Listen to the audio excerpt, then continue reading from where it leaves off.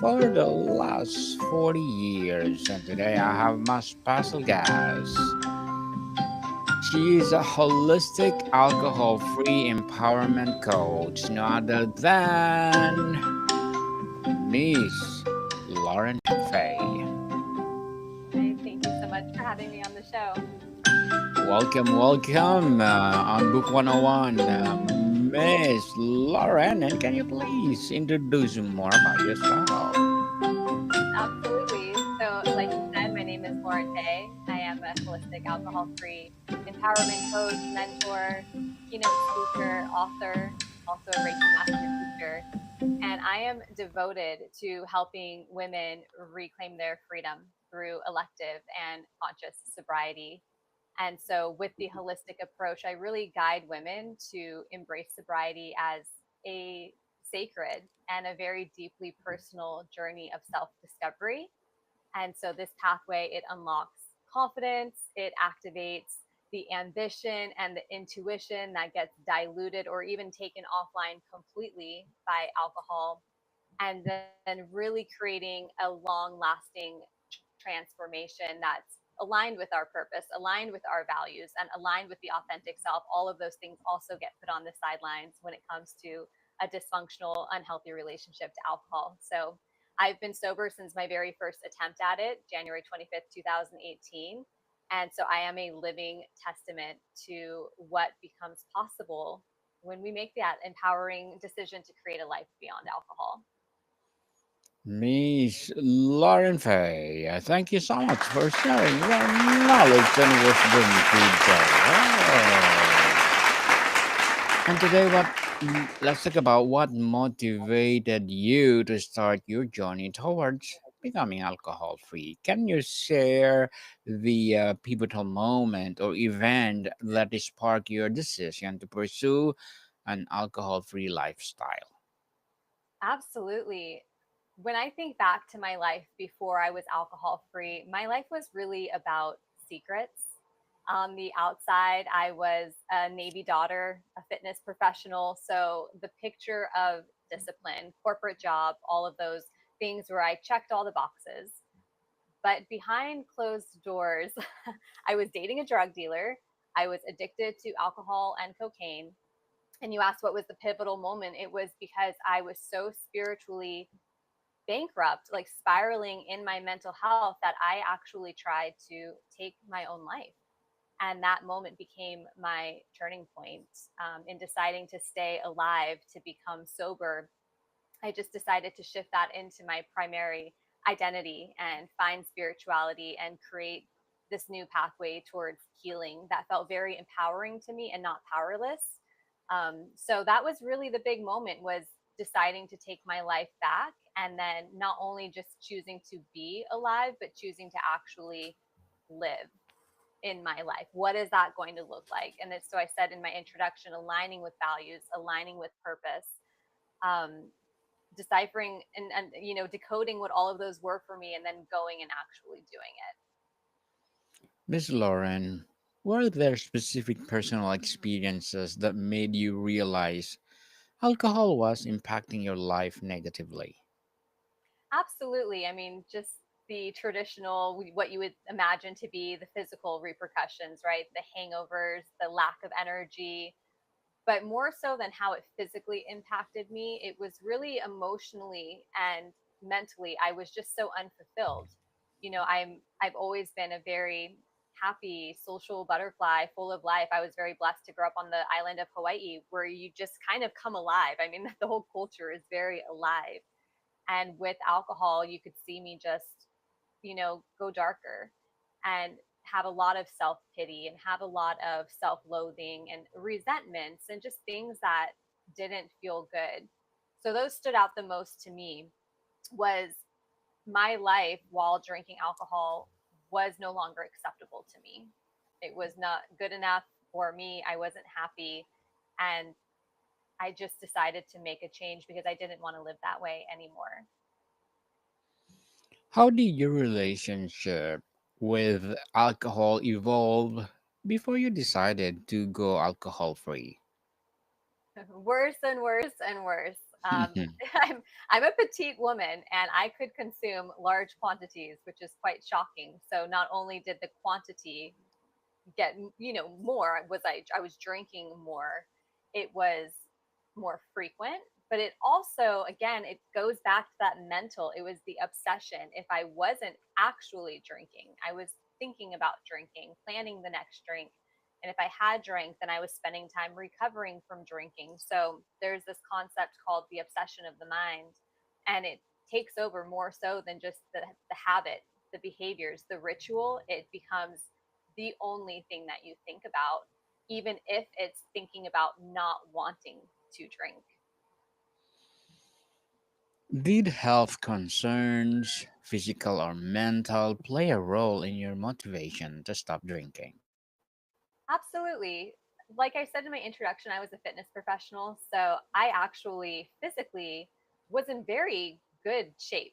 From an outsider's perspective, it looked like there was nothing that could possibly have been unhealthy about me. And because of the fitness industry, I was good on water intake, I was really good on nutrition.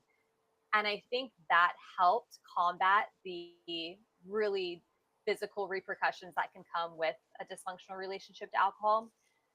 So, for instance, when I got sober, I did not have to go to a medical detox, things like that. My body was pretty resilient.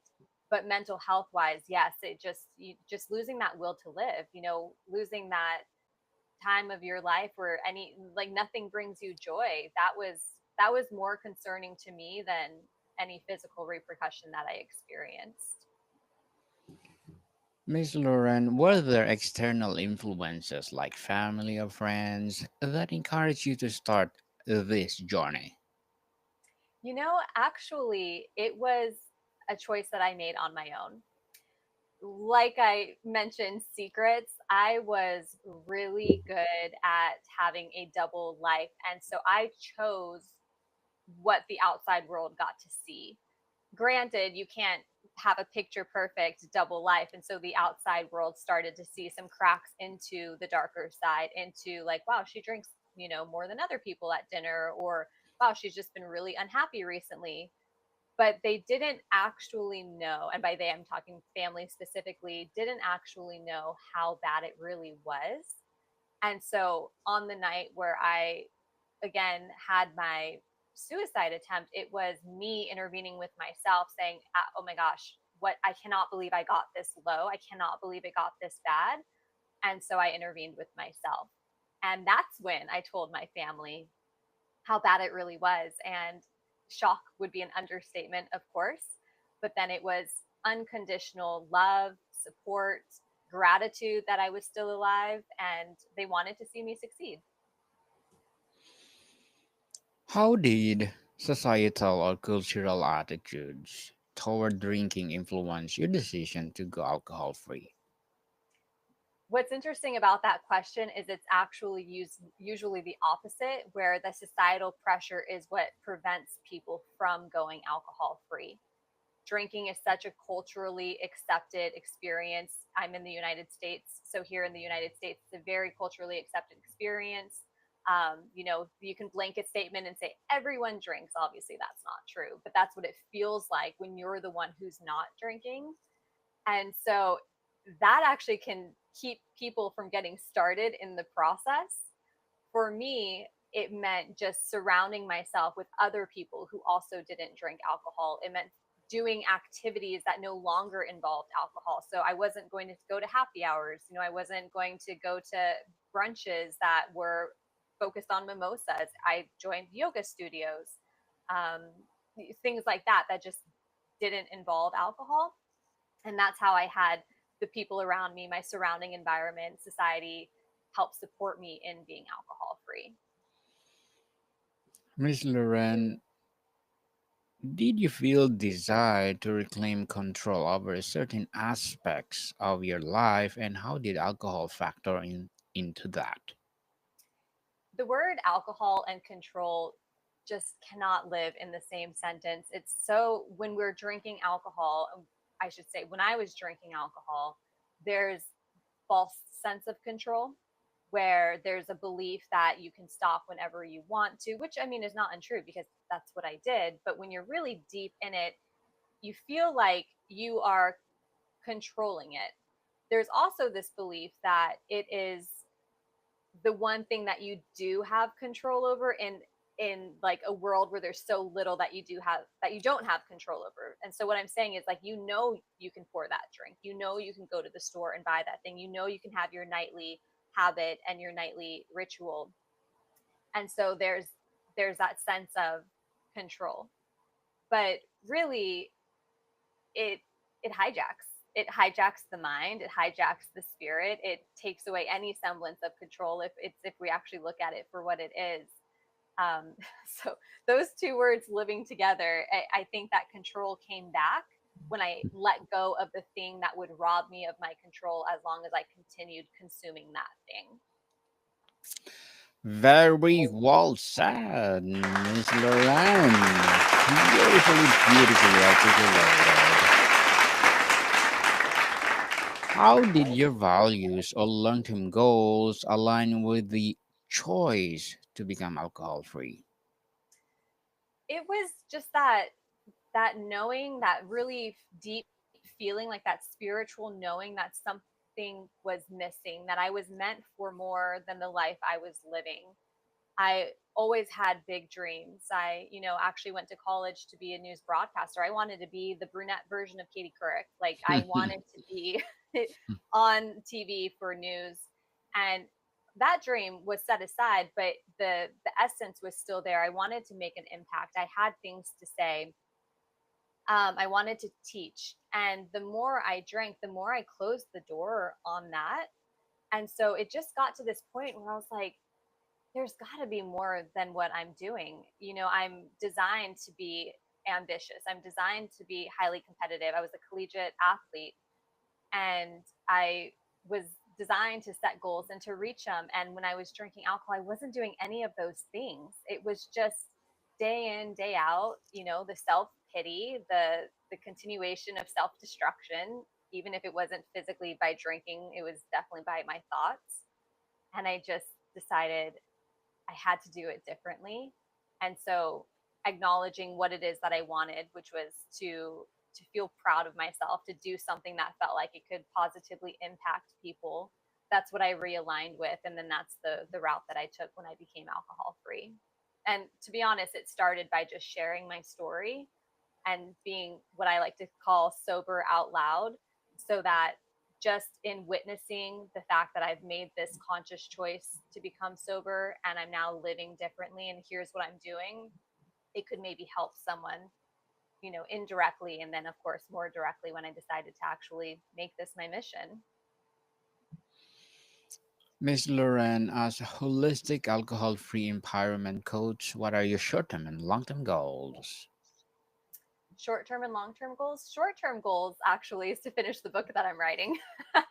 That it's been in the works for over a year, but it's set to be published in October. So that to me is a short-term goal. But a long-term goal for me is really just to be a voice of the empowerment side of the alcohol-free movement. There are so many routes to sobriety, and the route that I choose is, again, the holistic route, the total body. It's so much more than just abstaining from drinking this liquid. And there are a lot of traditional viewpoints that give this liquid so much power. And I want to switch it. I want to give the person the power. I want the power. I don't want this liquid to have power. And so my mission long term is to really be the voice of that, to be a big stage speaker, keynote speaker, and just make sure that this new way, this empowering way, this liberated way is heard by anyone who needs to hear it. Good luck to your goals, Miss Lauren, and looking forward for more success. And what will be your piece of advice for those people out there who want to be a coach like you? Yeah. What is my one piece of advice? Yes. It to me, I'll just speak from my own personal experience. When I fully owned and embodied my story and set the shame aside, um, that's when I feel like I reclaimed my power and had the most impact on people. It's, someone might see me today and be like, she's perfect, she's got her shit together, she's where, where I want to be. It's not possible for me, and that's just not true, because like, remember where I was.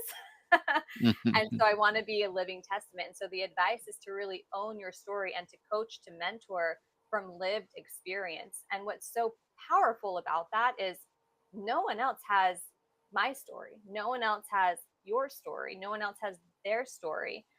And so the person who's listening isn't going to relate 100%, but they're going to hear little nuggets, and they'll apply it to themselves, and they'll be able to form their own lessons from your story. And so that radical honesty, that vulnerability, that exposure, it's kind of scary, especially if you're a people pleaser like I drank over. That's what I was. It's actually incredibly powerful, and it's going to impact a lot of people. So that's my advice: just own your story, stay true to who you are, stay in your lane, and the right people who need to hear you will listen. Definitely. And thank you for that advice, Miss Lauren. Truly, truly empowering. And can you please recommend a book or books that influence your journey? Absolutely. So the book that probably influenced me the most in my journey was Debbie Ford's The Dark Side of the Light Chasers. And she also wrote another book that I love, Why Good People Do Bad Things. The reason why this impacted me so much, I read it as a sober woman, a newly sober woman, was because I didn't understand that there are certain shadow parts of ourselves that maybe we disown and that fragment away. And those are the parts that, that we drink over: the anger, the selfishness, the neediness, the sensitivity. I'm a highly sensitive, empathic woman. Those are the things we drink over. And when you bring that to the light, when you see that all parts of you are welcomed, that you can be good and you can make bad choices, it doesn't mean you're a bad person. To integrate all of you felt so good, because I was disowning the parts of myself that I didn't like. And what part of me wants to be put in the corner, right? And so through this book, it was bringing all of me back, accepting all parts of me. And then there wasn't anything in the shadow that I needed to drink over anymore. It's just this full ownership of who you are. It's this radical self love, self acceptance. It doesn't give you permission to do bad things or to be a mean person, because you're like, oh, it's just part of who I am. It's more just shedding light on the dark sides that you drink over. And that knowledge is so empowering. Once you know what you drank over, then you're armed with the knowledge to not do that anymore. So we don't want it to stay in the shadow. We want to bring it to the light. So that was the book, Debbie Ford's Dark Side of the Light Chasers, and also Why Good People Do Bad Things. Thank you for that recommended book, Miss Lauren. And how did your sense of identity of self worth influence your decision to stop drinking? My sense of it, so I didn't have a lot of self worth while I was drinking alcohol. My self worth really came back once I became a sober woman. Again, with Debbie's concept of bringing all of me back, it was holding myself in a higher reverence, like holding myself with just more respect than I did or didn't do when I was drinking alcohol. And that included just, what am I putting in my body? What relationships am I inviting into my life? Where am I spending my time? I just started to really see the value of all of those things when it came to my own self worth and self respect. And so I definitely identify now as a woman who really respects herself. And every choice I make is going to always point back to that value. Miss Lauren, were there specific habits or routines tied to drinking that you wanted to break and why? One of the things that happened to me while I was drinking is I kind of made my world the size of my house, where I would lock myself behind closed doors. And it wasn't always because I was on a bender or like doing heavy drinking. It was because I didn't want to be seen by the world. I was embarrassed. I was ashamed. And so my world just got really small. And so I broke that by getting outside more. I know it sounds so silly, but it was like as soon as I stepped out of my door, my world became so much bigger. And so even today, having a daily walking practice is pretty non-negotiable for me. But just getting moving, there's a lot of stagnation in the drinking process, whether you're sitting and drinking or whether you're idle because you're recovering from drinking. And so getting moving is the reverse of the habit that I had in my drinking days. Yes, and congratulations, Miss Lauren. Congratulations indeed. How did becoming alcohol free tie into your broader aspirations for personal growth or self empowerment? Becoming alcohol free, it kind of, it's, how do I want to word this? Like I said earlier, it did become my mission, um, in how I wanted to serve people. And the reason why I say that is because the experience of having an unhealthy relationship to alcohol is, you can't replicate it. The only way you'll know it or understand it is if you've gone through it yourself. And so I can actually look at someone and say, I know, I've been there.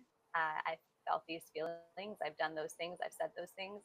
And so there's that personal connection. So I made it my mission, but I also made it my identity without the traditional sense of labeling myself. So today, I don't call myself an alcoholic. I don't call myself an addict. I have that as part of my story. I was addicted to cocaine. I was addicted to alcohol. But out of all of the ways I can identify myself today, it's not going to be nested under those labels.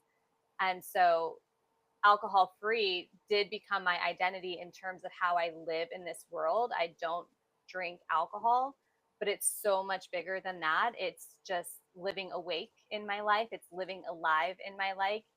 It's choosing things that actually bring me joy and again align with my values. And all of those things sculpt my identity. Miss Lauren, before we wrap up our discussion for today, I'm inviting you to please do listen to my other podcast, people, my other podcast, because my Abstract Essay is already in fifth season, Abstract Poetry in second season, and my Book 101 review in fifth season too, Comedy 101 in second season, and my Food 101 in fifth season as well. Geography 101 in fourth season, and my baby podcast Law 101 and Mental Health 101, Love Letters in its third season, and Movie 101 Review on Music 101 in fourth season, and Science 101 and Sex 101 in its Wow. first season. Please listen to them wherever you listen your podcast. So, You are Miss, busy, busy, busy. yes, busy, busy indeed. So, Miss Lauren, looking back, what is the most significant reason you're grateful for starting your alcohol free journey? Oh, I feel as if it gave me a second chance at life. When I started to uncover all of the reasons I was drinking over, I realized a lot of it had to do with living life on someone else's terms, trying to fit into a box that I didn't fit into, perfectionism, people pleasing. And it was exhausting to the point where I got addicted, to a highly addictive substance. And so with this new lease on life, it's like, what would make me happy? What does Lauren want to do? How does Lauren want to show up in this world? And I do that by, wearing leopard print, just in a funny expression of my clothing choice, but also just staying true to what I really believe in, knowing that I am a kind person, and that I do good things, and that's enough. Being happy is more important to me than people pleasing, but it used to be the other way around. I would self-sacrifice to make other people happy. Definitely. And Miss Lauren Fay, thank you so much for sharing your knowledge and wisdom to the world. And we are looking forward for your upcoming book. So can you tell us about it? Absolutely. My book is called Blurred Lines: My Reclamation of Power from Alcohol Addiction. P.S. You are not powerless. And it is the story of the secrets that I drank over and then the reclamation of power on the other side when I decided to live life as an alcohol free woman. It'll be out in October on Amazon. Yes, Yeah, yes, and we are inviting you to please do come over. Let's talk about it on Book 101. fantastic. Yes, yes, yes. Miss Lauren, can you please invite our listeners to support your advocacy, your business, or your upcoming book? Absolutely. Thank you for that ask. To the listeners, if this message resonated with you, the book that I'm writing is storytelling.